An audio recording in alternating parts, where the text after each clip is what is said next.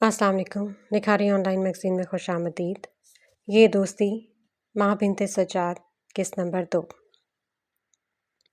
आज इसका कॉन्सर्ट था। हमेशा की तरह आज भी इसके चाहने वाले पागलों की तरह सामने खड़े इस शख्स के नाम के नारे लगा रहे थे, अपनी मोहब्बत का इजहार कर रहे थे। लेकिन आज उसकी आंखों की वो मखसूस चमक गायब थी। भूरी आंखों में किसी भी किस्म का कोई तासुर न था। उसने एक गहरी सांस लेकर सामने मौजूद लोगों की इज्जत और मोहब्बत का शुक्रिया अदा किया। फिर अपने मखसूस अंदाज में वो स्टेज पर थोड़ा पीछे गया, अपने कान की बाली को हाथ से छूकर मुस्कुरा दिया। ये इसका अंदाज था, सबसे मुनफरिद। हंसने की वजह से इसकी आंखें भी एक लम्हे को मुस्कुराई थी, लेकिन इसने इन्हें फौरन बंद कर लिया, जैसे वो कुछ महसूस करना चाहता था। फिर उसने गाना शुरू किया। तेरे बिन न जी पाऊंगा, सचमुच मर ही जाऊंगा, ये तय है, ये तय है। हंसना रोना तुझसे ही, मेरा होना तुझसे ही, ये तय है, ये तय है। मौजूद है हर सांस में तू, हर दफ़ा, ये तय है। तो है दवा या दर्द, पर मेरा ये तय है। इस दफ़ा वहाँ पर मौजूद लोगों ने उसकी आवाज़ में कुछ अजीब महसूस किया था, जो आज से पहले नहीं था, और इन सबसे बेखबर आंखें मूंदे वो गाए जा रहा था। मौजूद है हर सांस में तू, हर दफ़ा, ये तय है। तू है दवा या दर्द है, पर है मेरा ये तय है। तेरे बिन न जी पाऊंगा, सच मुझ मर जाऊंगा, ये तय है। गाने के आखिरी बोलों के साथ ही उसने अपनी आंखें खोल दी। भूरी आंखों में नमी को वो महारत से छुपा गया। वैसे भी अगर वो ऐसा ना करता तब भी कोई इसकी आंखों में आंसू ना देख सकता था, क्योंकि वो सब तो इसकी आवाज़ के सहर में जकड़े अभी तक झूम रहे थे। वह एक गहरा सांस भरकर स्टेज से उतर गया। वो कुछ वक्त अकेला गुजारना चाहता था। उसे गाड़ी की तरफ बढ़ता देखकर लोगों का एक हजूम उसकी जानिब बढ़ा, लेकिन आशान हारिस मलक के गार्ड ने इन्हें इस तक पहुंचने से रोक दिया। वो गाड़ी में बैठ गया। घर ले चलो अभी, उसने गाड़ी में बैठते ही ड्राइवर को हुक्म दिया। ओके सर, ड्राइवर ने मुअद्दब सा कहा। वो सीट की पुश से सर टिकाकर आंखें मूंद गया था, लेकिन फिर अचानक कुछ याद आने पर उसने आंखें खोलकर खिड़की से बाहर देखा। गाड़ी को जाने पहचाने रास्तों पर चलता देखकर वो यकदम ही इसका पारा चढ़ा था। तभी वो थड़ा। इलाही बख्श, इसकी गरजदार आवाज़ सुनते ही ड्राइवर ने बमुश्किल गाड़ी को ब्रेक लगाई। जी सर, इलाही बख्श ने डरते डरते पूछा। अपने मालिक का ये रूप वो कई दफ़ा पहले भी देख चुका था, लेकिन हर दफ़ा इसका गुस्सा इतना शदीद होता था कि वो हमेशा डर जाता था। मैंने तुम्हें कहाँ चलने को कहा था? आशान ने सख्ती से चबा चबा कर हर लफ्ज़ अदा किया। घर लेकर जाने का कहा था आपने छोटे मलक साहब। अब की बार ड्राइवर ने उसकी तरफ चेहरा मोड़कर कहा, लेकिन आंखें झुकी हुई थी। इनके यहाँ मालिक के सामने नजरें उठाकर बात करने को मायूब समझा जाता था, चाहे फिर मालिक उम्र में कितना छोटा ही क्यों ना हो। इलाही बख्श, ये तो मुझे कहाँ लेकर जा रहे हो फिर? आशान ने गुस्से पर काबू पाने के लिए अपनी क्या स्याह बालों में उंगली फेरते हुए कहा। छोटे साहब, वो मैं आपको हवेली लेकर जा रहा हूँ। इलाही बख्श ने जल्दी से कहकर चेहरा वापस आगे की जानिब फेर दिया और गाड़ी स्टार्ट करने लगा। हवेली का नाम सुनते इसका पारा 7वें आसमान पर पहुंचा। वो गुस्से से गाड़ी से उतरा और इलाही बख्श की सीट का दरवाज़ा खोलकर खड़ा हो गया। निकलो, मैं खुद चला जाऊंगा घर। आशान ने लफ्ज़ घर पर जोर देते हुए इसे बाजू से पकड़कर बाहर निकाला, बगैर उसकी उम्र का लिहाज करते हुए। लेकिन छोटे साहब, मैं बड़े साहब को क्या कहूँगा? वो आपका इंतज़ार कर रहे हैं। इलाही बख्श मिनमिनाया। आवाज़ इतनी आहिस्ता थी कि बमुश्किल आशान सुन पाया था। एक बात गौर से सुन लो इलाही बख्श, और अपने बड़े साहब को भी बता देना। वो जिस ईंटों से बने महल में रह रहे हैं ना, वो सिर्फ एक मकान है, घर नहीं है।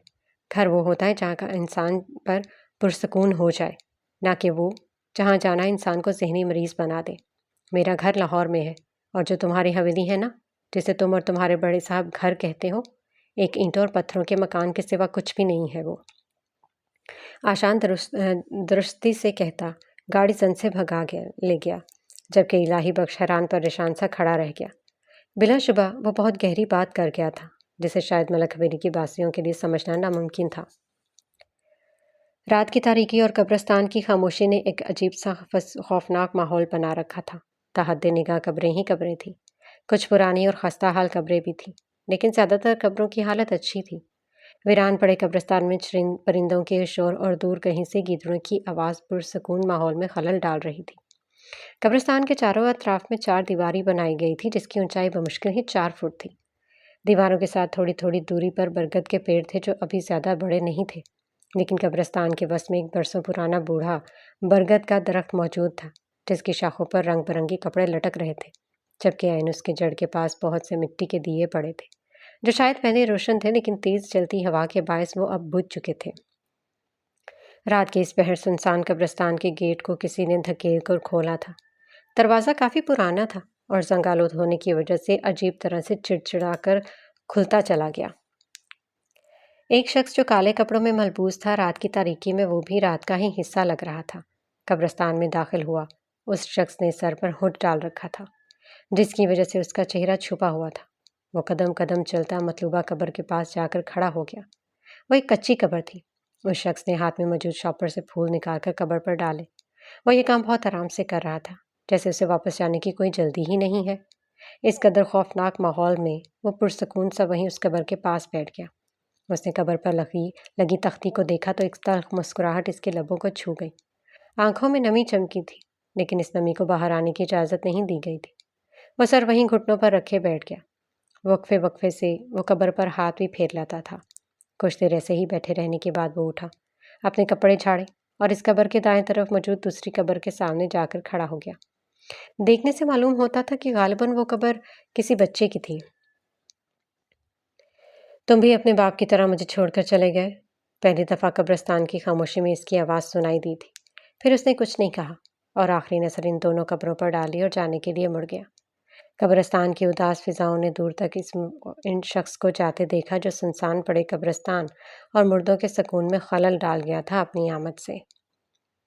خدا خدا کر کے ان کے پیپرز ختم ہو ہی گئے تھے۔ ان سب کا ارادہ آج گھر تھوڑا لیٹ جانے کا تھا کیونکہ انہیں امتحانات کے بعد موسم سرما کی چھٹیاں ہونی تھی، تو آفیشلی آج ان کے پانچویں سیمسٹر کا آخری دن تھا جسے وہ چاروں مل کر یادگار بنانا چاہتی تھی۔ آج وہ چاروں بہت خوش تھیں، ہوتی بھی کیوں نہ، کیونکہ آخر کو ان کی جان جو چھوٹ گئی تھی سر راحیل اور ان کے دو بکواس ترین سبجیکٹ سے۔ باقی تینوں سبجیکٹ تو انہیں صحیح ہی لگتے تھے، لیکن جو سبجیکٹس سر راحیل پڑھاتے تھے وہ ان چاروں کو کچھ خاص کیا بالکل بھی پسند نہیں تھے۔ ہنستی مسکراتی وہ چاروں کنٹین میں داخل ہوئیں۔ خیر، کنٹین والوں کے ساتھ بھی ان کی انبن ہو ہی جاتی تھی۔ ان چاروں سے کوئی بھی محظوظ نہیں تھا۔ حیات اور نتاشا آگے بڑھ گئی جبکہ جنت اور سمل لڑکیوں کے بنے مخصوص حصے میں جا کر بیٹھ گئی۔ جنت ہمدانی کو نہیں پسند تھا کہ کھڑے ہو کر کنٹین سے چیز لینا، اس لیے وہ کنٹین آتے ہی لڑکیوں والے حصے میں چلی جاتی تھی۔ کچھ ہی دیر میں حیات اور نتاشا فرائز، سموسہ، چاٹ اور گول گپے لے کر ان دونوں کے سامنے کھڑی تھیں۔ چلے محترماؤں، حیات نے ان کے سر پر پہنچ کر کہا جو موبائل فون میں تقریباً گھسی ہوئی تھیں۔ ہاں ہاں چلو، ہم نے کب منع کیا ہے؟ جنت فوراً ہی تابعداری کا مظاہرہ کرتے ہوئے اٹھ کھڑی ہوئی۔ نتاشا اسے گھورنے میں مصروف تھی۔ اب تمہیں کیا ہوا ہے نقاشا؟ جنت نے اسے خود کو گھورتا پار کر پوچھا۔ نقاشا کی لگتی یہ نہیں کہ ہمارے ہاتھ سے تم لوگ کوئی چیز ہی پکڑ لو۔ نتاشا ان دونوں نکمیوں کا دھیان اپنے اور حیات کے ہاتھوں کی طرف دلاتے ہوئے کہا۔ جنت اور زمل نے کچھ شرمندہ ہوتے ان دونوں کے بیگز پکڑ لیے، پھر وہ چاروں کنٹین سے نکل کر اپنے اڈے کی جانب چل دی۔ آئس کریم بھی کھانی ہے ہم نے؟ تھوڑی دور جانے کے بعد حیات نے بچوں کی طرح منہ بناتے ہوئے کہا، جبکہ ان کی بات پر جنت نے اسے ایک گھوری سے نوازنا ضروری سمجھا، لیکن وہ حیات ہی کیا جس پر کسی کی گھوریوں کا اثر ہو جائے۔ ارے میری چھونی حیات کو آئس کریم کھانی ہے؟ نتاشا نے اسے بچوں کی طرح پچکارتے ہوئے پوچھا۔ ہاں نقاشا، میں نے آئس کریم کھانی ہے، حیات نے مزے سے اپنی بھوری بڑی بڑی آنکھوں کو مزید کھولتے ہوئے کہا۔ اس کی اس حرکت پر نتاشا سمیت وہ دونوں بھی ہنس دیں۔ بالکل بچوں جیسی حرکتیں کرتی ہو تم کبھی کبھی، حیات نے اس کی گال کھینچتے ہوئے کہا۔ پہلے جو یہ ہاتھ میں ہے اسے ختم کر لو، پھر آئس کریم بھی کھا لیں گے، جنت نے اس کی مشکل آسان کرتے ہوئے کہا۔ باتیں کرتے کرتے وہ لوگ اپنے اڈے پر پہنچی۔ پھر سب سے پہلے انہوں نے ساری چیزیں جوڑ کر ایک دوسرے کو سنیپس بھیجی۔ سمل اپنے غصے پر ضبط کی ان کی تصویریں بناتے ہوئے دیکھ رہی تھی، آخر بول ہی پڑی۔ بس کر دو اب ان تصویروں کو، کھا لو ان کو، پھر گھر جانے کی بھی جلدی ہوتی ہے تم سب کو۔ اچھا اچھا سمل بچے، غصہ نہیں کرو، ہم کھا رہے ہیں، حیات نے اسے چھیڑتے ہوئے کہا۔ پھر وہ چاروں کھانے پر ٹوٹ پڑی۔ سب سے پہلے انہوں نے گول گپے کھائے، پھر سموسہ چاٹ کے ساتھ بھرپور انصاف کیا۔ بس یار میرا تو پیٹ بھر گیا ہے، نتاشا نے آنکھوں سے بہتے پانی کو صاف کرتے ہوئے کہا جو گول گپے زیادہ تیکھے ہونے کی وجہ سے اس کی آنکھوں میں آ گیا تھا۔ پانی پانی ابھی نتاشا کی بات پوری ہی ہوئی تھی کہ سمل کی آواز آئی۔ اسے کچھ زیادہ ہی مرچیں لگ گئی تھیں، تبھی اس کی حالت خراب ہو رہی تھی۔ نتاشا نے اپنے گول گپوں والا کھٹا پانی سمل کو پکڑایا۔ پانی پیتے ہی سمل کی جان میں جان آئی۔ حد ہے یار، تم لوگ کیسے کھا لیتے اتنے تیکھے گول گپے؟ سمل نے ناک سے بہتے پانی کو ٹشو سے صاف کرتے ہوئے پوچھا، جس پر نتاشا نے کندھے اچکائے، جبکہ حیات اور جنت ابھی تک کھانے میں مصروف تھی۔ البتہ ان کی آنکھوں میں بھی پانی ضرور تھا۔ اوہو زمل، اگر تم نہیں کھا سکتی تو نہ لیتی۔ یہ دیکھو کیا حالت ہو گئی ہے تمہاری۔ حیات نے فکر مندی سے زمل کی سرخ ہوتی ناک کو دیکھ کر کہا۔ کیوں؟ جب تم تینوں کھا سکتے ہو تو میں کیوں نہ لیتی؟ اور ویسے بھی کچھ نہیں ہوا مجھے، ابھی آئس کریم کھائیں گے تو نا ٹھیک ہو جائے گا۔ سمل نے سرے سے ہی حیات کی بات کو رد کر کے کہا۔ کچھ دیر بعد سمل اور جنت دوبارہ کینٹین میں موجود تھی، کیونکہ وہ سب باری باری چیز لینے جاتی تھی۔ اب ان دونوں کی باری تھی، جبکہ نتاشا اور حیات ایک چکر لگانے جا چکی تھی۔ آئس کریم دے کر وہ دونوں جب وہاں پہنچی تو نتاشا اور حیات پہلے ان کے انتظار میں کھڑی تھی۔ شکر ہے کنٹین والوں نے تم دونوں کو آنے دیا، حیات نے طنزیہ انداز میں ان سے آئس کریم لیتے ہوئے کہا۔ نہیں یار حیات، وہ تو آنے ہی نہیں دے رہے تھے۔ سمل کو میں ہی زبردستی لے کر آئی ہوں اسے، ورنہ یہ بھی وہیں رکنے کا پروگرام بنا کر چکی تھی۔ جنت نے مزے سے آئس کریم کھاتے ہوئے سمل کو چھیڑا، جس پر اس نے جنت کو خونخوار نظروں سے گھورا تو وہ نظریں جھکا گئی۔ کیا سچ میں سمل؟ تم تو ایسی نہیں تھی یار، نتاشا نے حیرت اور شاک کے عالم میں کہا۔ حالانکہ وہ جانتی تھی کہ جنت بکواس کری ہے، لیکن پھر بھی دوستوں کو تنگ کرنے کا اپنا ہی مزہ ہوتا ہے۔ بکواس کری ہے یار، یہ تم لوگوں کو اس کا نہیں پتہ ہے کیا؟ سمل نے ان تینوں کو کڑے تیور دکھا کر کہا۔ اچھا ٹھیک ہے سمل، تم نہیں بتانا چاہتی تو کوئی بات نہیں، ہم نہیں پوچھتے تم سے، بس تم غصہ نہیں کرو، حیات نے اسے مزید تپانے کے لیے کہا، جس میں وہ کامیاب بھی ہو گئی تھی۔ حد ہوتی ہے ویسے، تم تینوں ہی الٹے دماغ کی مالک ہو، کبھی کچھ سیدھا بھی سوچ لیا کرو۔ اب مجھے تم لوگوں کی آواز نہ آئے، چپ کر کے آئس کریم کھاؤ اور گھر جاؤ۔ اب کی سملدی نے سخت لہجے میں چپ کروانے کی کوشش کی، لیکن مجال ہے جو ان تینوں پر کوئی اثر ہوتا۔ وہ تینوں سمل کی کہی گئی باتوں پر کہا لگانے میں مشغول تھیں۔ ان کو دیکھ کر سمل بیچاری غصے کے کڑوے خون بھر کر رہ گئی۔ اچھا چھوڑو یہ سب، چلو ایک چکر لگاتے ہیں، پھر میرے انکل بھی آنے والے ہیں۔ حیات کی ٹانگوں میں کھجلی ہوئی، وہ کبھی بھی ایک جگہ پر زیادہ دیر ٹک نہیں رہ سکتی تھی۔ اس کا بس چلے تو کلاس میں بھی نہ جائے، بس یونی کے چکر لگاتی رہے، لیکن ہائے افسوس، پڑھنا بھی مجبوری تھی اور کلاس لینا بھی۔ ہاں چلو چلتے ہیں۔ جنت نے بھی حیات کی ہاں میں ہاں ملائی۔ ان دونوں کو ہی یونی گھومنے میں الگ قسم کا مزہ آتا تھا۔ تھوڑی ہی دیر میں چاروں یونی میں گھومتی پھرتی نظر آ رہی تھیں۔ دسمبر کی سرد شام میں وہ چاروں اندھیرے میں گھومتی دور سے دیکھنے والوں کو یقیناً چڑیلیں ہی لگ رہی تھیں، لیکن وہ ان سب سے بے نیاز اپنے اپنے کوٹ میں ہاتھ ڈالے مٹر گشتی کرنے میں مصروف تھیں۔ وہ اس عجیب سے سیمسٹر کا اختتام یادگار بنانا چاہتی جو انہوں نے بنا لیا تھا۔ آج آیت نے ڈیل فائنل کرنے آنا تھا۔ پچھلے کچھ دنوں میں زعیم نے اس کے بارے میں ساری معلومات اکٹھی کر لی تھی کہ آخر وہ اتنے سالوں سے اپنے باپ کے ساتھ کیوں نہیں رہ رہی، اور جو وجہ اسے پتہ چلی تھی وہ بہت عجیب تھی۔ اشفاق یزدانی کی بیگم کسی اور کو پسند کرتی تھی، جس کی وجہ سے انہوں نے یزدانی صاحب سے علیحدگی اختیار کر لی، اور اس شخص کا نام رحمان قریشی تھا۔ آسٹریلیا چلی گئی۔ جاتے وقت وہ اپنی 5 سالہ بیٹی آیت کو بھی ساتھ ہی لے گئی تھی، لیکن اب اتنے سالوں بعد آیت واپس آ گئی تھی اپنے باپ کے پاس۔ زعیم کو اس آدمی نے یہی بتایا تھا کہ آیت کا سوتیلا باپ اس کے ساتھ اچھا سلوک نہیں کرتا تھا، ہر وقت اسے برا بھلا کہتا، جس پر اس کی ماں چپ ہی رہتی۔ لیکن جب اس نے آیت پر ہاتھ اٹھایا تو یہ حد تھی، اور وہ اپنی ماں کو چھوڑ کر واپس پاکستان آ گئی۔ اتنے سال باہر رہنے کے بعد وہ کافی پراعتماد اور ذہین شخصیت کی مالک تھی۔ اس بات کا اعتراف زعیم احد پہلی ملاقات میں کر چکا تھا، اور وہ ہر کسی کی تعریف نہیں کیا کرتا تھا۔ اس کا انداز تھا حسین سے حسین لوگ، وہ اور اعلیٰ سے اعلیٰ چیز بھی اسے متاثر نہیں کر سکتی تھی، سوائے اس کے جس سے وہ خود متاثر نہ ہونا چاہے، اور آیت یسانی ان لوگوں میں سے ایک تھی۔ وہ سیٹ کی پشت سے ٹیک لگائے بیٹھا تھا، سیاہ آنکھیں بند تھیں جب دروازے پر دستک ہوئی۔ دستک سے وہ سیدھا ہو کر بیٹھ گیا۔ میں آئی کم ان سر؟ سید نے اجازت مانگی۔ آ جاؤ سید، سعیم نے سامنے پڑی فائل کو کھولتے ہوئے کہا۔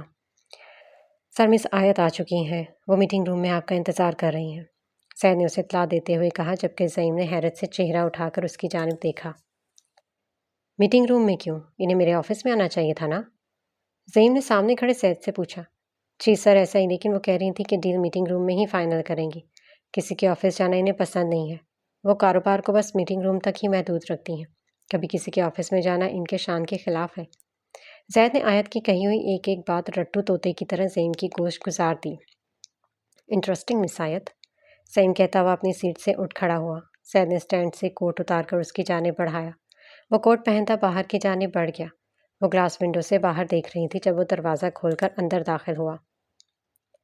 ہلو مس آیت، وہ شائستہ سا کہتا اس کے سامنے جا کر کھڑا ہو گیا۔ آیت نے ایک نظر اسے دیکھا، پھر دوسری جانب گھور کر سامنے کرسی پر بیٹھ گئی۔ ہلو مسٹر ملک، آیت نے رسمی سا مسکرا کر اسے جواب دیا۔ نظریں اس نے سامنے پڑی فائل پر جمائی ہوئی تھیں۔ ایک بات اور مسٹر ملک، مجھے نہیں پسند کہ بزنس کی کوئی پارٹنر مجھے میرے نام سے مخاطب کرے، سو آئندہ خیال رکھیے گا۔ اس نے سادہ سے انداز میں کہہ کر سر اٹھایا تو وہ ابھی تک کھڑا اسے ہی دیکھ رہا تھا۔ کیا ہوا؟ اب بیٹھے نا، آپ ہمیشہ مجھے دیکھ کر ہی اپنے آفس میں بیٹھنا بھول جاتے ہیں۔ اب کی بار اس نے مزاحیہ انداز میں کہا اور سعیم کو بیٹھنے کا اشارہ کیا۔ میں آئندہ خیال رکھوں گا کہ آپ کو آپ کے نام سے نہ مخاطب کروں، اور رہی بات بیٹھنے کی تو وہ میری مرضی میں بیٹھوں یا کھڑے کھڑے میٹنگ کروں۔ سعیم اطمینان سے کہہ کر اس کے سامنے پڑی کرسی پر بیٹھ گیا۔ جیسے آپ کی مرضی، آیت نے لاپرواہی سے کندھے اچکا کر کہا۔ تو پھر کیا سوچا آپ نے ڈیل کے بارے میں مس یزدانی؟ سعیم نے یزدانی پر زور دیتے ہوئے پوچھا۔ آپ کے ڈیل کے بارے میں نے بہت سوچا اور اس بارے میں ڈیڈ سے بھی بات کی ہے۔ مجھے آپ کے ساتھ کام کرنے میں کوئی اعتراض نہیں ہے، لیکن وہ بولتے بولتے چپ ہو گئی اور سامنے بیٹھے شخص کے تاثرات دیکھنے لگی جو اس کی بات ادھوری چھوڑنے پر پل میں بدلے تھے۔ لیکن کیا مس یزدانی، کوئی مسئلہ؟ سعیم نے آگے ہو کر پوچھا۔ ٹیک وہ پہلے ہی چھوڑ چکا تھا۔ مسئلہ کوئی نہیں ہے، بس میری ایک شرط ہے۔ اس ڈیل کو لے کر اگر آپ کو وہ منظور ہے تو ہم اس پروجیکٹ پر کل سے ہی کام شروع کر سکتے ہیں۔ آیت نے سیدھا اس کی سیاہ آنکھوں میں دیکھتے ہوئے کہا۔ وہ کافی زیادہ پر اعتماد تھی اور اس کی یہی پر اعتمادی سعیم کو یہ یقین دلا چکی تھی کہ اسے جو پہلی ملاقات میں لگا تھا وہ بس اس کا وہم تھا۔ بھلا وہ اتنی پر اعتماد کہاں تھی جتنی سامنے بیٹھی لڑکی تھی؟ یہ تو میں آپ کی شرط سننے کے بعد ہی بتاؤں گا کہ ہمیں آگے کیا کرنا ہے۔ ویسے کیا شرط ہے آپ کی؟ سعیم کو یہ یقین ہو چلا تھا کہ اس پروجیکٹ پر آیت کے ساتھ کام کرنے میں مزہ آنے والا ہے، کیونکہ وہ لڑکی سب سے الگ تھی۔ اس کی آنکھوں میں کچھ ایسا ضرور تھا جو سعیم سمجھ نہیں پایا، ورنہ وہ تو لوگوں کی آنکھوں سے ان کا اصل پہچان لینے کا ہنر رکھتا تھا، لیکن اس دفعہ یہ ہنر بھی کام نہیں آنے والا تھا۔ میں چاہتی ہوں اس پروجیکٹ پر جو بھی کام ہو رہا ہوگا وہ میری مرضی سے ہوگا، اور ہاں، میں جب چاہوں جن کی بھی چیز میں رد و بدل کر سکتی ہوں۔ مجھے کسی کی اجازت کی ضرورت نہیں ہونی چاہیے۔ اگر آپ کو منظور ہے تو کل سائٹ ایریا میں آ جائیے گا۔ وہ اطمینان سے کہتی اٹھی اور اس کے جواب سنے بغیر ہی باہر چلی گئی۔ اس کی اس بات پر سعیم کو غصہ ضرور آیا، لیکن وہ ضبط کر گیا تھا۔ ذیان نے گاڑی باہر پارک کی اور چابی کو انگلی پر گھماتا ہوا تھانے میں داخل ہوا۔ اپنے سینئر کو آتا دیکھ کر حوالدار اسلم اور سب انسپکٹر خالد ہڑبڑا کر اپنی اپنی جگہ سے اٹھ کھڑے ہوئے۔ اس کے ایسے اچانک دوسرے دورے ان لوگوں کو ہمیشہ ایسے ہی گھبرانے پر مجبور کر دیتے تھے، کیونکہ اس کی غیر موجودگی میں وہ تھانے کو اپنا گھر ہی سمجھتے اور جو چاہے کرتے تھے، لیکن اس سے وہ شروع سے ہی خار کھاتے تھے۔ حالانکہ ذیان بڑا ہی خوش اخلاق بندہ تھا، لیکن صرف تب تک جب تک کہ اس کے اندر کا بدماش جاگ نہ جائے۔ اب اس کے ٹرانسفر کو صرف کچھ ماہ گزرے تھے، لیکن اسلام آباد کے مجرموں کو پتہ لگ گیا تھا کہ اب کی بار ان کے ہوش ٹھکانے لگنے کوئی شیر میدان میں آیا ہے جو رشوت سے بہلنے والا نہیں ہے۔ سر، آپ اچانک آ گئے، ہمیں بتا دیا ہوتا۔ سب انسپکٹر خالد اس کی کرسی کو سیدھا کرتے ہوئے بولا۔ کیوں خالد، میں کیا تمہارے گھر دعوت پر آ رہا تھا یا تمہارے 10ویں بچے کی پیدائش پر مبارکباد دینے جو تمہیں بتا کر آتا؟ ذیان نے اپنی سیٹ سنبھالتے ہوئے سامنے کھڑے خالد سے پوچھا۔ وہ بیچارہ تو گڑبڑا گیا۔ نہیں سر، اس کے کہنے کا مطلب یہ آج بڑے دنوں کے بعد آئے ہیں نا تو بتا دیتے۔ اب کی بار بولنے والا اسلم تھا۔ ذیان نے ایک نظر اسے دیکھا، پھر بیزاری سے چاروں طرف نگاہ دوڑائی۔ اچھا، بتا دیتا تم لوگوں کو۔ صحیح، مجھے یہ بتاؤ تم دونوں، کیا یہ تھانہ تم لوگوں کے باپ کی ملکیت ہے جو میں یہاں تم لوگوں کو بتائے بغیر نہیں آ سکتا؟ اس نے ایک سخت نگاہ ان دونوں پر ڈالی اور سامنے رکھی فائل کھولنے لگا، جبکہ وہ دونوں اپنی اس قدر عزت افزائی پر شرمندہ سے سر جھکا گئے۔ اب میرے سر پر موت کے فرشتے کی طرح کیوں کھڑے ہو؟ جاؤ اور جا کر کیس کی فائل لے کر آؤ۔ ذیان نے ان دونوں کو کھڑا دیکھ کر بلند آواز میں کہا۔ خالد جلدی سے اپنی ٹیبل کی طرف گیا اور فائل لے کر کسی جن کی طرف فوراً حاضر ہوا۔ یہ لے سر۔ خالد نے کچھ جھجکتے ہوئے فائل اسے تھمائی۔ کیا پروگریس ہے ڈرگس والے کیس کی خالد؟ اس نے ہاتھ میں پکڑی فائل کے صفحے پلٹتے ہوئے اس سے استفسار کیا۔ جی سر، ہم کافی حد تک تعلیمی اداروں میں ڈرگس کی سپلائی پر قابو پا چکے ہیں، لیکن ابھی بھی 2 یونیورسٹیز ایسی ہیں جہاں ابھی بھی یہ کام چھپ کر کیا جا رہا ہے، اور اس کام میں ان دونوں یونیورسٹیز کی انتظامیہ بھی شامل ہے۔ خالد نے پچھلے 2 ہفتوں سے تیار کی گئی رپورٹ اس کے سامنے سرسری سی پیش کی۔ تو کیا خیال ہے ان دونوں یونیورسٹیز پر ریڈ کی جائے؟ زیان نے ایک پرسرار مسکراہٹ چہرے پر سجائے اس سرمئی آنکھیں چمک رہی تھیں جیسے وہ کوئی بہت ہی خاص کام کرنے والا ہے۔ جیسے آپ کہیں سر، خالد نے نہایت تابعداری سے کہا۔ کچھ دیر پہلے ہونے والی گفتگو وہ تینوں فراموش کر چکے تھے۔ کام کے وقت انہیں صرف کام کی فکر ہوتی تھی، اس کے علاوہ کوئی اور چیز ان کے دماغ میں نہیں آتی تھی۔ تو پھر ٹھیک ہے، کل دن 12 بجے ہم UNS میں ریڈ کریں گے اور وہاں اسے بارے میں کسی کو بھی پتہ نہیں چلنا چاہیے۔ خالد، یہاں تک کہ دونوں کے فرشتوں کو بھی بے خبر ہونا چاہیے، سمجھے؟ زیان ان لوگوں کو کچھ اور ہدایات دے کر چلا گیا جبکہ خالد اور اسلم نے ان کے جانے کے بعد سکھ کا سانس لیا۔ عجیب بندہ تھا، کبھی اتنی بے عزتی کر دیتا کہ سامنے والا زمین میں گڑنے پر مجبور ہو جائے، اور کبھی اتنی عزت، اتنا احترام کہ بندہ خود کو آسمان میں تصور کرے۔ آج نتاشا کی بڑی بہن مصباح کو دیکھنے کے لیے لڑکے آ رہے تھے۔ یہی وجہ تھی کہ آج یونی بھی نہیں گئی تھی۔ گھر میں رہ کر اس نے منال بیگم کے ساتھ مہمانوں کی آمد کے لیے تیاریوں میں ہاتھ بٹایا تھا۔ وہ آج کافی پرجوش تھی، اس لیے سب کام خوشی خوشی کر رہی تھی۔ امی، آپ نے جو سامان بازار سے منگوایا تھا وہ میں لے آیا ہوں۔ اس کے چھوٹے بھائی نے لاؤنج میں داخل ہوتے ہی ماں کو اپنی آمد سے آگاہ کیا۔ ٹھیک ہے زین بیٹا، تاشی کو دے دو، وہ اندر رکھ دے گی۔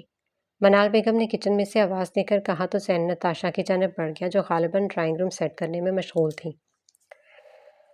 تاشی، میں یہ سامان لے آیا ہوں، سنبھال لو۔ زین نے سامان اس کے سامنے رکھ کے کہا تو نتاشا نے اسے کھا جانے والی نظروں سے دیکھا۔ ایک کام کرو زین، یہ سامان میرے سر پر رکھ دو، نتاشا نے کافی سنجیدگی سے کہا جبکہ زین کبھی ہاتھ میں پکڑے تھیلے دیکھتا تو کبھی سامنے کھڑی خود سے 2 سال بڑی نازک سی بہن کو۔ آپ بھی، میں رکھ تو دوں، لیکن کیا آپ کا سر اس سارے سامان کا وزن برداشت کر لے گا؟ کچھ دیر سوچنے کے بعد اس نے نتاشا پر اپنی الجھن ظاہر کی۔ اف خدایا، میں کیا کروں اس لڑکی کا؟ ارے عقل کے اندھے دیکھ نہیں رہے کہ میں کام کر رہی ہوں؟ یہ سامان تم خود بھی رکھ سکتے ہو، ایویں ادھر سے ادھر لے کر پھر رہے ہو۔ نتاشا اس کی بات سن کر خاصے تپے ہوئے انداز میں بولی جبکہ زین بیچارہ منہ بسورتا ہوا سامان سمیت باہر چلا گیا۔ اس کے پیچھے وہ بھی نکلی تاکہ منال بیگم کے پاس کچن میں جا کر مدد کروا سکے، لیکن انہوں نے اسے مصباح کو تیار کرنے کے لیے اوپر ان کے کمرے میں بھیج دیا جہاں زین پہلے سے موجود تھا۔ اسے آتا دیکھ کر منہ پھیر کر بیٹھ گیا۔ کیا ہوا زین، سب ٹھیک ہے؟ مصباح نے اسے ایسا کرتے ہوئے دیکھ لیا تھا تبھی پوچھنے لگی۔ آپ کو پتہ ہے آپ ہی، تاشی نے مجھے ڈانٹا ہے، مجھے جاہل کہا ہے اس نے۔ زین نے منہ پھلا کے نتاشا کی شکایت لگائی جس پر نتاشا نے اسے گھوری سے نوازنا اپنا فرض سمجھا۔ یہ کیا کہہ رہا ہے تاشی؟ مصباح آپی نے رخ اس کی جانب پھیرتے ہوئے پوچھا۔ ایسے بکواس کر رہا ہے آپی، آپ چھوڑیں اسے، جائیں جا کر کپڑے تبدیل کریں، پھر میں آپ کو تیار کر دیتی ہوں۔ ماما کہہ رہی تھی وہ لوگ کچھ ہی دیر میں پہنچنے والے ہیں۔ نتاشا نے اس کا دھیان بٹانے کے لیے کہا جس میں وہ کامیاب بھی ہو گئی تھی۔ ہم اس بارے میں رات کو بات کریں گے زین، ابھی تم جاؤ، تیار ہو جاؤ۔ مصباح آپی نے اس سے کہا تو وہ پیر پٹکتا ہوا کمرے سے چلا گیا۔ کچھ ہی دیر بعد وہ مصباح آپی کو تیار کر کے نیچے منال بیگم کے پاس آئی تاکہ ان کا ہاتھ بٹا سکے۔ ماما، میں آپ کی مدد کروا دوں؟ نتاشا نے کچن میں آتے ہی کہا۔ منال بیگم جو کہ پلاؤ کو دم پر رکھ رہی تھی اسے دیکھ کر مسکرائی۔ ہاں بیٹا، تم سلاد اور رائتا بنا لو، باقی سب کچھ تیار ہے، اور ہاں پھر جا کر خود بھی تیار ہو جانا، ٹھیک ہے؟ منال بیگم اس کا گال تھپ تھپاتی ہوئی کہتی ہوئی باہر چلی گئی۔ نتاشا نے جلدی جلدی سلاد بنایا، پھر رائتا بنا کر خود بھی تیار ہونے چل دی۔ تقریباً 2:45 بجے قریشی صاحب کی فیملی ان کے گھر پہنچی تھی۔ احتشام نے بہت خوش دلی سے ان کا استقبال کیا، پھر وہ سب اندر ڈرائنگ روم میں جا کر بیٹھ گئے۔ نتاشا ان سب کو سلام کرنے آئی تو منال بیگم نے اسے مصباح کو لینے کے لیے بھیجا۔ وہ فوراً اوپر گئی، زین بھی اٹھ کر اس کے پیچھے ہی چلا آیا۔ آپ کی چھوٹی بیٹی کافی پیاری ہے، مسز قریشی نے منال بیگم سے مسکرا کر کہا۔ دیکھ، وہ ابھی بھی اسی سمت رہی تھی جہاں سے نتاشا گئی تھی۔ آپ کا شکریہ مسز قریشی۔ منال بیگم نے بھی نرم مسکراہٹ لیے انہیں جواب دیا، پھر وہ سب باتوں میں مصروف ہو گئے۔ مونس قریشی انس قریشی کا اکلوتا بیٹا تھا جس کے رشتے کے سلسلے میں وہ آج احتشام خان کے گھر آئے تھے۔ ابھی کچھ ہی دیر گزری تھی کہ نتاشا اور زین مصباح کو لے کر نیچے آئے۔ یہاں میرے پاس آ کر بیٹھو بیٹا، مسز قریشی نے مصباح کو آتا دیکھ کر ان سے کہا تو وہ سب کو سلام کرتی کچھ ہچکچاتی ہوئی ان کے پاس صوفے پر بیٹھ گئی۔ ان کے بیٹے نے سامنے بیٹھی لڑکی کو دیکھا اور پھر سر جھکا کر مسکرانے لگا۔ اس کی یہ مسکراہٹ انس قریشی سے چھپی نہ رہ سکی۔ تبھی وہ اس کے قریب ہو کر بولے، لگتا ہے برخوردار لڑکی پسند آ گئی ہے تمہیں، انہوں نے مسکراتے ہوئے کہا، جبکہ مونس باپ کے اس طرح کہنے پر تھوڑا شرمندہ سا ہو گیا۔ نہیں بابا، ایسی کوئی بات نہیں ہے، وہ صاف مکر گیا۔ حالانکہ انس اس کی پسندیدگی اس کی بھوری آنکھوں میں دیکھ چکے تھے، تبھی اس کو مزید تنگ کرنے کے لیے بولے، اچھا مطلب تمہیں لڑکی پسند نہیں آئی، چلو کوئی نہیں، پھر تمہاری خالہ سے کہیں گے کہ کوئی اور لڑکی ڈھونڈ دے تمہارے لیے۔ وہ آرام سے کہہ کر اپنی چائے کی جانب متوجہ ہو گئے۔ بابا، مونس نے بے-چارگی سے پکارا۔ کیا ہوا بیٹا؟ انہوں نے اپنی مسکراہٹ دبائے پوچھا۔ میں نے یہ بھی نہیں کہا کہ مجھے یہ لڑکی پسند نہیں، ہم گھر جا کر اس کے بارے میں آرام سے بات کریں گے نا، ابھی آپ مجھے تنگ نہ کریں۔ وہ بھی باپ سے کہتا اپنی چائے کی پیالی اٹھا چکا تھا۔ بیٹا کیا کرتی ہو آپ؟ سلمیٰ قریشی نے ساتھ بیٹھی مصباح کو مخاطب کیا تو اپنے بارے میں ان کو بتانے لگی۔ اپنے شوق، تعلیم، اپنے مشغلے سب نتاشا مزے سے بیٹھی اپنی آپی کا انٹرویو دیکھ رہی تھی، جبکہ زین نتاشا کو گھورنے میں مصروف تھا۔ شام کا کھانا کھا کر وہ لوگ چلے گئے اور نتاشا ایک دفعہ پھر کام میں لگ گئی تاکہ ساری چیزیں سمیٹ سکے۔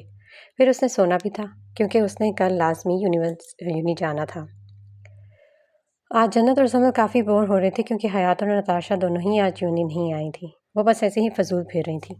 پوری یونی میں کلاس بھی انہوں نے بس نام کی ہی لی تھی، باقی دونوں بنک مار دی تھیں۔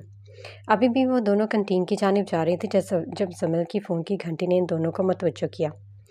زمل فون سننے کے لیے ایک طرف ہو گئی۔ میم رابعہ کی کال ہے، میں بات کر کے آتی ہوں، تم رکو۔ زمل جانے سے پہلے اسے کہہ کر گئی، جس پر جنت نے صرف سر ہلا دیا۔ زمل کو گئے کچھ ہی دیر گزری تھی کہ ایک لڑکا جنت کے پاس آیا۔ بات سنو، اس لڑکے نے جنت کو مخاطب کیا جو دوسری طرف دیکھنے میں مصروف تھی۔ جی، اس نے ابرو اچکا کر پوچھا۔ وہ یہ پیکٹ آپ کے دوست نے دیا آپ کو دینے کے لیے؟ اس لڑکی نے خاکی پیکٹ اسے پکڑاتے ہوئے کہا۔ کون سی دوست نے؟ اس کی بار جنت نے قدرے سنجیدگی سے پوچھا۔ وہ جو کالے رنگ کی عبایا سفید سٹرولر میں کھڑی ہیں، انہوں نے۔ اس لڑکے نے تھوڑی دور کھڑے زمل کی طرف اشارہ کرتے ہوئے کہا۔ اچھا ٹھیک ہے، لائیں دے دیں۔ جنت نے کچھ سوچ کر خاکی پیکٹ اس لڑکے کے ہاتھ سے لے لیا۔ وہ لڑکا پیکٹ اسے پکڑاتا ایسے غائب ہوا جیسے گدھے کے سر سے سینگ۔ جنت نے لاپرواہی سے کندھے اچکا دیے۔ ابھی جنت وہ پیکٹ لے کر جانے ہی لگی تھی کہ یونی کے گیٹ سے ایک عجیب طرح کا شور برپا تھا۔ پھر اس شور میں پولیس کے سائرن کی آواز بھی شامل ہو گئی۔ جنت نے مڑ کر تھوڑی دور اس جگہ کو دیکھا جہاں کچھ دیر پہلے زمل گئی تھی، لیکن اب وہ وہاں نہیں تھی۔ جنت نے اسے یہاں ڈھونڈا لیکن وہ اسے کہیں نہیں ملی۔ آخر تھک ہار کر اس نے قدم گیٹ کی طرف بڑھا دیے کہ آخر دیکھے تو صحیح کہ ماجرا کیا ہے۔ وہاں جا کر وہ ڈر کر پیچھے ہوئی کیونکہ پولیس کی بڑی نفری اندر داخل ہو رہی تھی۔ کچھ پولیس اہلکار 2-3 اسٹوڈنٹس کو پکڑ کر لے کر جا رہے تھے۔ جنت نے ہاتھ میں پکڑے پیکٹ پر گرفت مضبوط کی اور قدم واپس پیچھے کی جانب بڑھانے شروع کر دیا، لیکن وہ کسی سے ٹکرا کر گری۔ پیکٹ بھی ہاتھ سے چھوٹ کر گر گیا۔ وہ اپنے کپڑے جھاڑتی ہوئی اٹھ کھڑی اور پیچھے کھڑے شخص کو گھور کر دیکھا۔ کیا مصیبت ہے، اندھے ہو کیا؟ جنت نے غصے سے آنکھیں نکال کر کہا، جس پر مقابل نے اپنے ہونٹ سختی سے بھینچے اور سنہری آنکھوں میں نفرت لیے سامنے کھڑی لڑکی کو دیکھا۔ اندھا میں نہیں تم ہو، اور رہی بات مصیبت کی تو وہ میں تمہیں تھانے میں ہی بتاؤں گا کہ مجھے کیا مصیبت ہے۔ ابھی وہ کچھ اور کہتا ایک اہلکار بھاگتا ہوا اس کے پاس آیا۔ سر، یہاں پر کچھ لوگ موجود تھے جو یہاں کے طلباء کو بڑی مقدار میں ڈرگز سپلائی کر رہے تھے، لیکن ہمارے آنے سے پہلے وہ یہاں سے فرار ہو گئے ہیں، اہلکار نے ڈرتے ڈرتے کہا کیونکہ وہ اپنے سینئرز کے غضب سے اچھی طرح واقف تھا۔ جاؤ سلیم، میں آتا ہوں، سارے طلباء کو گاڑی میں ڈالو، میں آتا ہوں، اور ہاں، اس سب سے جو ڈرگز برآمد ہوئے وہ بھی ساتھ لے چلو۔ وہ کہتا ہوا جنت کی جانب مڑا جو کب سے اسے ہی گھورے جا رہی تھی۔ اس پیکٹ میں کیا ہے؟ اس نے جنت سے پوچھا۔ تم ہوتے کون ہو مجھ سے یہ سوال کرنے والے؟ جنت نے جھک کر وہ پیکٹ اٹھایا اور جانے کے لیے مڑنے لگی جب وہ اس کے سامنے آ کھڑا ہوا۔ ویسے میں تم جیسے لوگوں کو جواب دہ تو نہیں ہوں، لیکن تمہیں بتا دیتا ہوں، میں اس علاقے کا ایس پی ہوں، سیان احمد شاہ۔ سیان نے کہتے ہوئے اپنا کارڈ پینٹ کی جیب سے نکال کر اس کے سامنے کیا۔ وہ اس وقت عام کپڑوں میں موجود تھا، اس لیے شاید جنت اسے پہچان نہیں پائی تھی، لیکن اب آنکھیں سکیڑے کارڈ کو دیکھ رہی تھی۔ ہاں تو ہوں گے ایس پی یا ڈی آئی جی، میں کیا کروں؟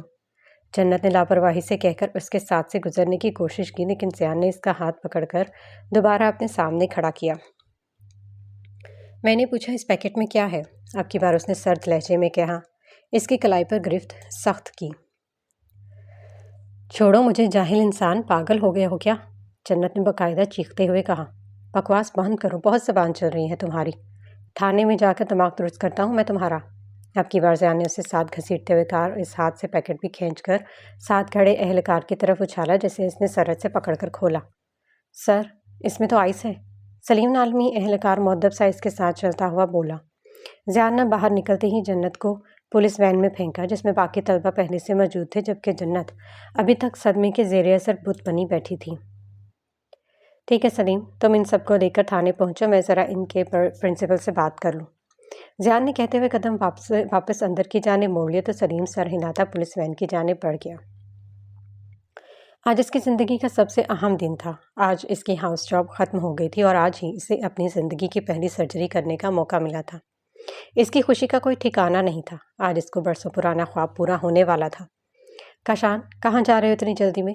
محسن نے اسے تیز تیز قدم باہر کی طرف اٹھاتے دیکھ کر پوچھا۔ کہیں نہیں جا رہا ہوں، تھوڑی دیر آرام کروں گا، اس کے بعد سرجری ہے تو پتہ نہیں کب فارغ ہوں، اس سے سوچا ابھی گھر چلا جاؤں۔ کاشان نے اس کے پاس آ کر کہا، جس پر محسن سر ہلا گیا۔ ان دونوں نے MBBS کے ایک ساتھ کیا تھا اور اب ان کی ہاؤس جاب بھی ایک ساتھ ہی ختم ہوئی تھی۔ ایک ساتھ پڑھتے اور رہنے کی وجہ سے ان دونوں میں کافی دوستی گہری ہو چکی تھی۔ یہی وجہ تھی کہ کاشان اور محسن ہر جگہ ایک ساتھ پائے جاتے تھے۔ اور تم بتاؤ کیا کرنے کا سوچا ہے؟ آگے یہی نوکری کرو گے یا اپنا کلینک کھولنے کا ارادہ رکھتے ہو؟ کاشان نے اس کے ساتھ چلتے ہوئے پوچھا۔ بھوری آنکھوں میں تجسس ابھرا تھا اپنے دوست کے مستقبل کے حوالے سے جاننے کے لیے کہ وہ آگے کیا کرنا چاہتا ہے۔ نوکری کا تو پتہ نہیں، ہاں البتہ کلینک کھولنے کا سوچ رکھا تھا کافی عرصے سے۔ یہیں اسلام آباد میں ابو کے کافی پلاٹ پڑے ہیں، سوچ رہا ہوں انہیں میں سے کسی ایسے پلاٹ پر کام شروع کرواؤں جس کی لوکیشن اچھی ہو۔ کیا خیال ہے؟ اپنے خیالات سے آگاہ کرنے کے بعد آخر میں اس نے کاشان کی رائے لینی بھی ضروری سمجھی۔ لیتا بھی کیوں نہ، آخر وہ دونوں ہر کام ایک دوسرے سے مشورہ لے کر ہی کرتے آئے تھے، تو اب کیوں نہیں؟ ہاں ویسے بہت اچھا کر رہے گا، بتاؤ کب جا رہے ہو جگہ دیکھنے؟ کاشان نے کرسی پر بیٹھتے ہوئے پوچھا۔ چلتے چلتے وہ دونوں ہسپتال میں موجود کنٹین تک آ گئے تھے۔ میں اکیلے تو جانے سے رہا، تو اب تم اپنی آج کی سرجری سے فارغ ہو جاؤ، پھر کل شام میں چلتے ہیں۔ محسن نے مینیو کارڈ پر نظریں جھکا کر کہا۔ اس کی بات پر کاشان نے کرسی کی پشت سے ٹیک لگا دی اور پھر کچھ سوچتے ہوئے آگے کو ہوا۔ محسن، ایک بات بتاؤ، کیا تمہیں لگتا ہے کہ میں آج کی سرجری میں کامیاب ہو پاؤں گا؟ ویسے تو مجھے خود پر پورا یقین ہے، لیکن پھر بھی دل میں ایک ڈر ہے کہ کہیں مجھ سے کوئی غلطی نہ ہو جائے۔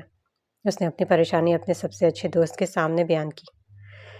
اوہو کاشان، کیسی باتیں کر رہے ہو؟ کچھ بھی نہیں ہوگا، تم سب اچھے سے کر لو گے، مجھے تم پر پورا یقین ہے۔ آخر تم نے اتنی محنت کی ہے، تبھی تو آج سینئر ڈاکٹرز نے تمہارا نام پیش کیا ہے میٹنگ میں۔ تم بس خود پر پورا یقین رکھو، دیکھنا سب ٹھیک ہوگا۔ محسن نے اس کے اٹھ کر کندھے پر ہاتھ رکھ کر اس کی ہمت بڑھائی۔ اچھا اب کچھ منگوا دو، بہت بھوک لگی ہے، پھر تم نے گھر بھی جانا ہے نا، تمہیں دیر ہو جائے گی۔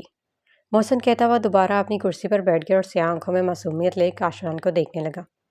بس ہر وقت کھاتے رہنا بھوکڑ کہیں کے۔ کاشان نے ایک مکہ اس کے کندھے پر رسید کیا تو وہ بیچارہ کراہ کر رہ گیا۔ اف، کتنے ظالم ہیں آپ ڈاکٹر کاشان ابراہیم کیانی صاحب، محسن نے شرارت سے کہہ کر اسے مزید تنگ کرنا چاہا۔ ابھی تم نے میرا ظلم دیکھا نہیں ہے بیٹا جی، جس دن دکھا دیا نا اس دن اس قسم کی بکواس نہیں کرو گے، سمجھے؟ کاشان نے مصنوعی غصہ دکھاتے ہوئے کہا۔ اچھا ڈراؤ نہیں اور چپ کر کے کھانا کھاؤ، محسن نے ایک لڑکے کو کھانا لاتے دیکھ کر کہا۔ تم معصوم کاکے جو مجھ سے ڈر رہے ہو، دیکھو کاشان چپ کر کے کھانا کھا لو ورنہ ایسا نہ زندگی کی پہلی سرجری خالی پیٹ کرنی پڑ جائے۔ محسن نے پلیٹ میں اپنے لیے بریانی نکالتے ہوئے کہا، جبکہ کاشان اسے گھور کر رہ گیا کیونکہ وہ جانتا تھا کہ بھوکڑ کی نظر اب اس کے حصے کی بریانی پر بھی ہے۔ گھورنا بند کرو، کیا کھانے کا ارادہ ہے مجھے تمہارا؟ محسن نے چمچہ منہ میں لے جاتے ہوئے اسے دیکھا جو اس کو ہی گھورنے میں مشغول تھا، جیسے کچا کھا جائے گا۔ تم اپنی گندی نظریں نا میری بریانی سے دور رکھو محسن، ورنہ آج مریض کی جگہ آپریشن ٹیبل پر تمہیں لٹا دوں گا، اور جو آج تک تم نے میرے حصے کی بریانی کھائی ہے نا، سب کا بدلہ لوں گا، کاشان نے مسکرا کر کہا، جس پر محسن بیچارہ جل کر رہ گیا۔